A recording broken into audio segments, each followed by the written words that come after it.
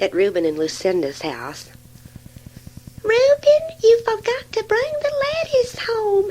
I told you to remember lettuce, and you forgot. Oh, shoot. I'm sorry. Well, I'm not going back again. I've been running around all day. I wanted to sit down and read a while tonight. Well, I really wanted my lettuce because you know how I like salads. I wonder if this baby's ever going to get born where I can get back to a normal appetite. I didn't like salads that well before. Oh, honey, you ain't going to read again, are you? I wanted to have a little bit of talking. You know, I've got things kind of swimming around in my head. I thought I'd just, read this one chapter, that's all. See, look, I'm writing something, and I have to read a little bit of chapters, to stimulate my mind. It kind of puts me in the framework for writing. I know all that, but the trouble is, it takes you so long to read this article and that article and the story here and there. Then you get all stimulated, and then you go take up a whole bunch more time to pack it on that typewriter. And it winds up we ain't had time to talk about nothing. Well, I don't mean to be a bore. You knew I was more of a reader and writer and all of this. What did you want to talk about? I don't know why you find it so hard to talk to me. I've seen you sit with Captain Squint and talk for hours, just rattling your mouth on and on and on. And why you find it so hard to talk to me? I don't know. I really don't. He always said a lot of things that just kind of unglued my mind, I guess, and stuff started coming out. We were together for such a long time, and we had so much in common. That was it. Every time one of us would say something, well, the other one already knew exactly what, there was so much unity there, and brotherhood and all this stuff. Well, I think that I'm a very interesting conversationalist and have just as many good ideas as the next fella. But the trouble with you is you don't listen.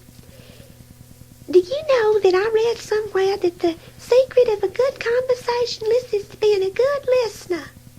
Yeah, I know. Everybody knows that. I'm a good listener. I can't really say that you are. Now, Captain Squint is a good listener. He'll stare right in your eyes and listen to you and comment on what you say. And that's one reason people like to talk to him. But you've always got some little old thing going around up in your head, and it's preoccupying all your attention. You got to stop doing that. Well, there's something you should understand. When I'm working on a piece, in a sense, I have to kind of live it. I'm, in a way, I'm not really there. I'm there, but I'm not there because this thing has got me absorbed. I know it's not very entertaining for the other fellow, but it's a process I have to go through. I tried to explain all this to you before. I thought you understood. Well, I do. But just the same, I think sometimes people try to spend too much time working and think about work all the time. I like to get my work done and then go out and have a good time. Go to a nice movie, have something to eat, maybe go dancing. Now, I ain't really a gad about wanting to do it all the time, but I expect to on Friday or Saturday night. This would be funny if it wasn't so absurd. I asked you 2 days ago, did you want to go out this Friday night?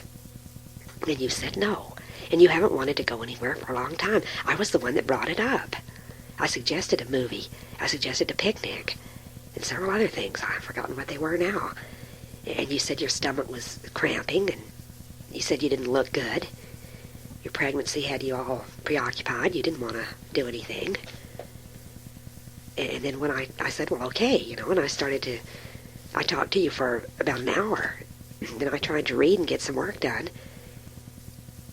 And you didn't, when I was talking to you, you didn't say very much, so I thought you weren't interested.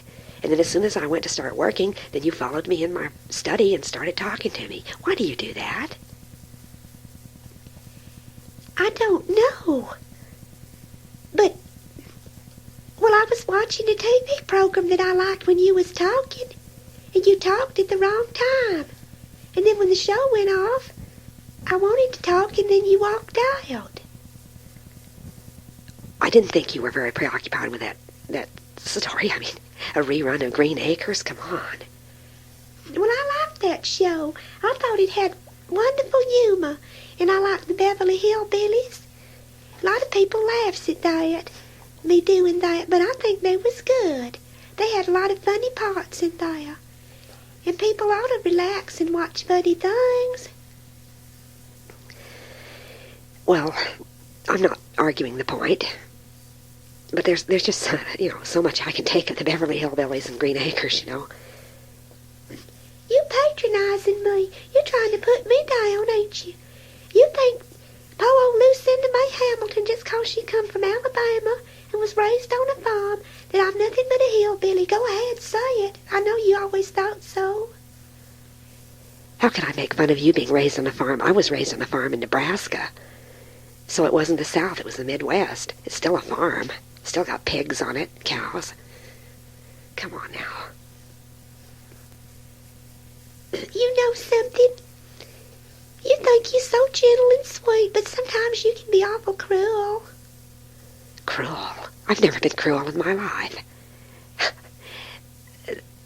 Where do you come up with these things? I'll tell you where you've been cruel, Reuben Harper. It's plain as day. You think you know more than anybody else. You got a know-it-all attitude. You think you so smart just 'cause you read so much and use big words sometimes that nobody else know anything. And it make people feel little and make people feel inferior and small. And you like that, don't you? I don't know what you're talking about. I don't use big words on purpose. I read a lot. If I happen to sound pompous once in a while when I talk, it's not my fault. That is my vocabulary. I'm not putting anybody on. That's the way I talk. If they don't like it, it's tough. No, I don't mean that you should start talking bad and using little short words or nothing. But sometimes you think other things that people likes is not as important as what you like. Just like when I crocheted that beautiful tablecloth. Everybody else bragged on it and raved about it, and you didn't hardly say nothing. Lucinda, I've seen crocheted stuff all my life. My mother did it. My grandmother did it. Knitting, crocheting, all of that. Sure, I think it's beautiful. But, it just doesn't occur to me to be very excited about it because I've seen it all my life. You think nothing's exciting unless it's out of the ordinary. You don't know how to appreciate ordinary things. I've seen so many ordinary things. That's why I like to see exotic, different things. Yeah, okay, I'm attracted to the bizarre, the different. What's so bad about that? After all, it wouldn't hurt you to aim a little higher sometimes. I just try to be my plain old self. I don't never try to be nothing I ain't. I think that's an admirable quality. I was brought up to be that way. But you seem to take a lot of pride in that. Are you trying to say I take a lot of pride in being humble? You're not very humble, especially. You still think you're the belle of the ball. You picture yourself in these little southern mansions, commanding the slaves, all these little daydreams of yours. I thought it was cute at first and funny and rather charming, but it does get a little old, You always thinking something got to change every minute and be entertaining and funny. Well, I'm sorry I'm not Imogene Coca or somebody funny like that all the time. Some people think I can be pretty funny. I know you're funny. I get a lot of laughs out of you. I don't expect you to be funny every minute. What made you think that? You expect an awful lot out of a person. You want somebody to be all your dreams all rolled into one. You want a beautiful girl that has an intelligent mind, keeps herself perfect, keeps a perfect house, but yet she never gets dirty, she never gets tired, She's always ready to go out and reads great big books with long words in 'em, knows all the brilliant authors, knows all the countries in the world. Now, how can anybody be all that? I don't know. I just expect people to shoot for high marks, that's all. I always did. Your mother always told you to stretch yourself higher than what you really was capable of. I don't like that way of putting it. More than I was capable of. I'm capable of anything I want to do. All I have to do is make up my mind to do something, and I go out and do it. It's as simple as that. No, it ain't. You're always frustrated about something.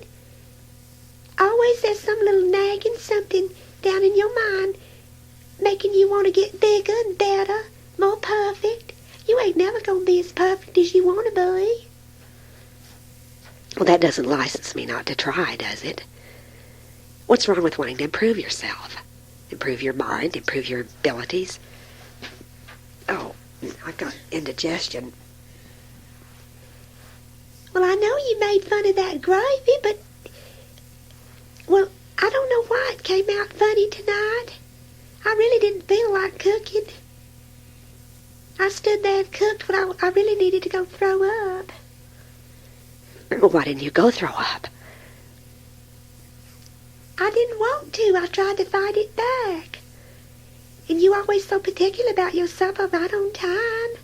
I didn't want to be 5 minutes late or you'd get all huffed up. That's so stupid. I'm very understanding. I don't expect... Look, I don't feel good tonight. I've got a cold. My nose is stopped up. I have asthma. If you think that's not enough to drag you down, you know, I do all these things. I do these heavy expeditions. I do all this running and climbing and things I'm not really geared for. When you have asthma, you have a critical problem. But I don't let that stop me. I go ahead and do them anyway. Reuben the hero. No, I'm not trying to be a hero. I'm just pointing out that you cannot give in to physical pain all the time. Look, if I talked about every time I have a headache or every time I have an asthma attack and all of that, that's all I'd be doing. There's not a day goes by I don't have a headache. It starts right back here at the base of my skull, and usually it extends right around below each ear. Sometimes it gets all the way up. I don't need a description of your headache. I know what a headache's like. Headaches are different. You don't know anything about what I'm talking about. There are distinctly different kinds of headaches. Some of them are migraines. Some of them are muscular tension. Oh, you always want to make a big deal out of a stinking little headache. They all come to the same thing. And I had one myself this morning. And it practically blinded me. It was so bad. It was one of them sick kinds, you know, makes you want to lie down and moan and groan. Yeah, I know. I get those all the time. That's what I'm trying to tell you. But I still have to go to work. I still have to do my obligations. At least you're here at home. You're not going down to the studio every day now. Lie down when you feel bad. Nobody's standing over you with a whip. I don't know where you got this notion. I can feel it in the air. Maybe you don't say much, but I can feel the disapproval. When I don't do something you like, you give me that very disapproving look. It's written all over your face. You're imagining things. Well, I don't approve of everything you do, just like you don't approve of everything I do. I mean, you do irritate me sometimes, but at least I don't say it. I hold it in. I don't say it unless it really gets bad. What, you mean you've been suffering and holding everything in just to keep from hurting my feelings? I'd rather you spit it out and we get to the root of the trouble. You know, we've tried that before. And it didn't work very well. You wind up crying and getting hysterical. I can't take too many of those emotional scenes. They wear me out. Well, why does everything have to be geared for your disposition? You think it's bad if I'm an emotional person? What am I supposed to do, go change my whole emotional makeup to suit you? I didn't say you could do that. It's impossible. But if you irritate me, And I hold it back to keep from hurting you. Don't you think that's a noble thing to do? Don't I get a little credit for that? What do you want me to do? Burst into an outburst every minute? That's what gives me a headache. I don't know, but you're making me feel inadequate again. I can't make you feel inadequate. You feel inadequate yourself. You do it to your own self. Why would I want to do that? Because people do that. Look, the thing is, you shouldn't measure yourself by what you think I'm going to think or what I'm going to approve of. Just do what you want and don't worry about me so much sometimes. I have to worry about you. You're my husband. I don't need to be worried about. I don't need a mother hen. I'm a big boy now, see? I'm not going to get run over by a bus. I'm perfectly competent, capable. I don't know why, after I married you, you seem to think that I can't even put my pants on by myself anymore. What is this? I don't know. Maybe it's because I'm going to be a mother and I'm trying to get in practice. Well, please find another baby to practice on. Get a rubber doll or something. Look, I gotta go get some fresh air. Don't be mad. Everything's okay. You're just a little moody, that's all. So would you be too if you was going to have a baby, your first one, pretty soon? Okay, I'll go get the lettuce. Come on, we'll go get it together.